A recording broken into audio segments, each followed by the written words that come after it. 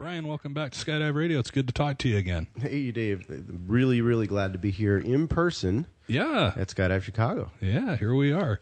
So we've got a listener that says, my rigger was teaching me, I'm a new jumper, and he was teaching me about cleaning the cutaway system, like massaging the three-ring system, and mentioned that she had heard that there was talk of not recommending that to owners anymore since so many Skyhooks were out there, and that the owners were not threading the left cable through the Collins lanyard correctly. Have you heard this complaint at all? Well, I understand. It's kind of a valid complaint. Obviously, you don't want people to screw up their Collins lanyard. However, the functionality of the three-ring system is important. And if you wait 6 months to mess with it, there's a chance that it's going to get dirty, or it's, you get a memory on the webbing itself of the bottom of the three-ring assembly on the riser, and so it may not release correctly. So the truth is you don't have to pull the cutaway handle all the way out to inspect and clean up your stuff.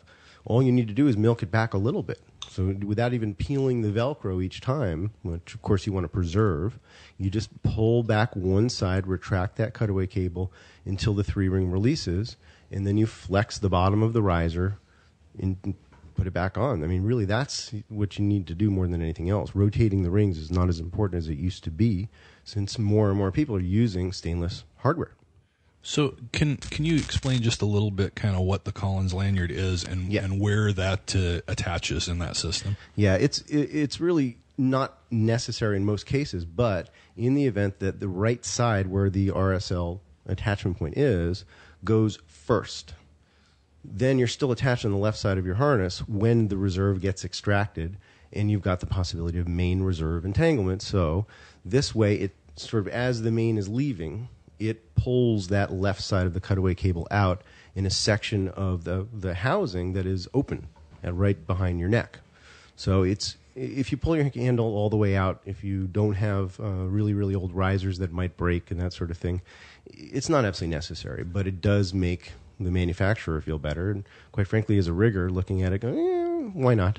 Like riser breakage would be probably the main one that could cause that issue, correct? And of course, I can't remember the last time I saw a riser break. Right? They're building them much, much better than they used to.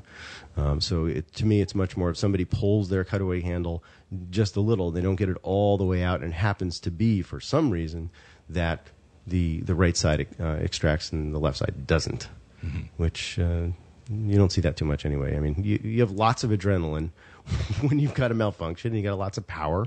And if you've actually physically practiced your cutaway procedure on a regular basis, you tend to execute what you've practiced. Okay, so you're saying how often should we be exercising that? Well, I think people should be doing it every 30 or 40 days. Why not? I mean, especially if you're in a humid environment where that riser material is going to get rigid. At the very least, even without cutting it away, just kind of push the riser down and create a little space at the bottom and flex the webbing around a little bit, just kind of massage it, and that is usually sufficient to allow for a clean cutaway on both sides. All right, very good. Brian, as always, we're going to tell our listeners to go to bigairsportswithaz.com. Is that right? You got it. Thanks, Brian. We'll talk to you next week. Right on, Dave. Thanks for having me.